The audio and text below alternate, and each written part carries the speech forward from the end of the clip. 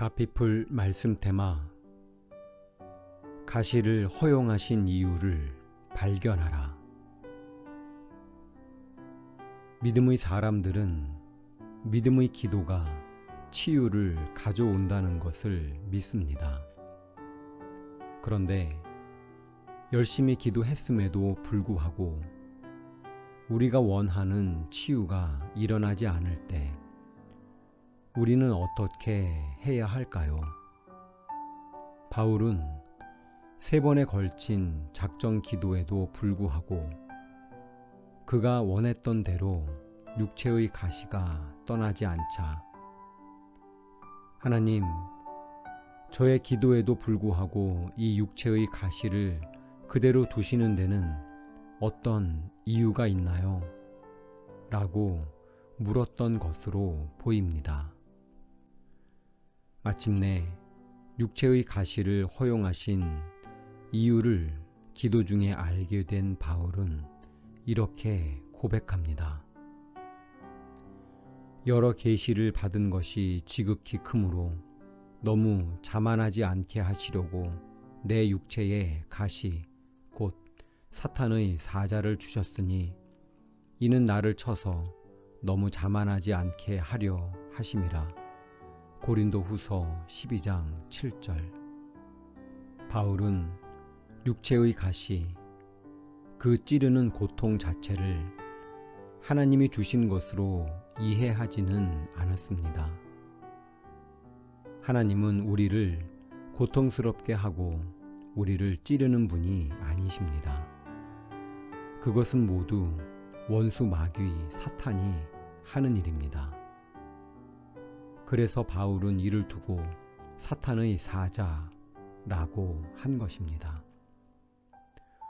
그러나 사탄 마귀가 우리를 고통스럽게 하도록 하나님이 허용하신 것은 사실입니다.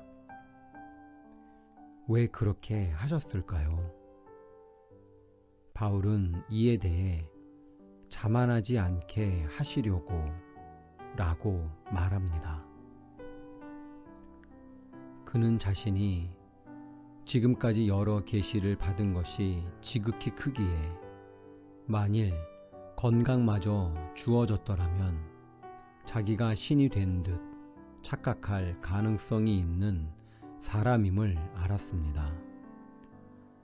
그래서 자신을 겸손하게 하시려고 육체의 가시를 허용하셨음을 깨달은 것입니다.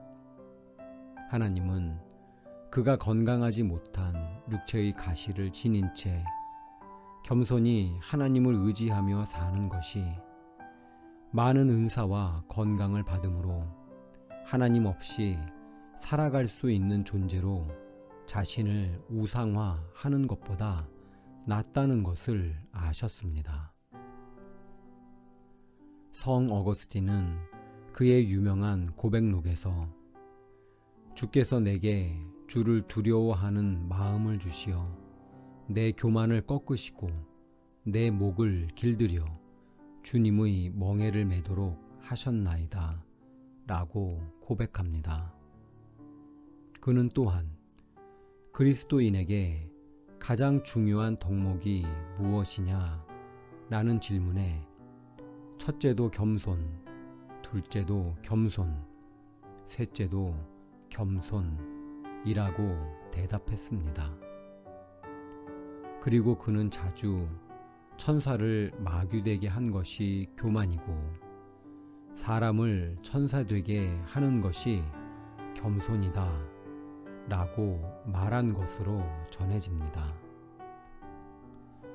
하나님이 바울에게 육체의 가시를 허용하신 이유는 그를 겸손한 주의 사도로 만들고자 하는 그분의 섭리였습니다. 기도해도 떠나지 않는 가시가 당신을 괴롭히고 있습니까?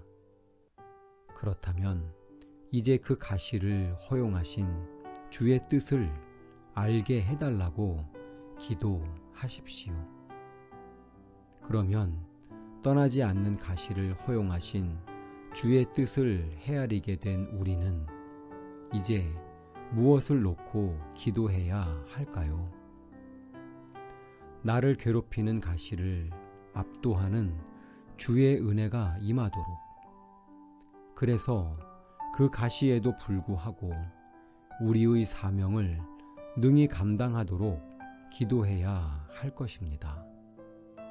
다시 말하면 가시를 압도하는 은혜의 능력이 임하도록 기도해야 한다는 말입니다.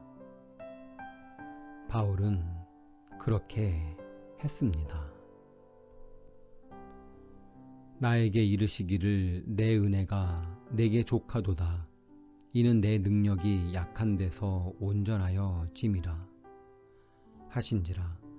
그러므로 도리어 크게 기뻐함으로 나의 여러 약한 것들에 대하여 자랑하리니 이는 그리스도의 능력이 내게 머물게 하려 함이라.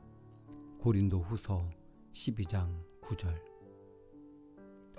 바울은 자신에게 주어진 가시, 그 약함 때문에 오히려 주의 능력을 더욱 의지하게 되었습니다. 그리고 그때마다 오히려 그를 강하게 하시는 주의 은혜를 역설적으로 체험할 수 있었습니다. 마침내 그는 이렇게 선포하기에 이릅니다. 그러므로 내가 그리스도를 위하여 약한 것들과 능욕과 궁핍과 박해와 곤고를 기뻐하노니 이는 내가 약한 그때의 강함이라. 고린도후서 12장 10절. 그러므로 당신을 찌르는 가시의 고통이 아플수록 엎드려 더욱 그분의 은혜를 간구하십시오. 가시를 압도하는 은혜의 능력이 부어지도록 기도하십시오.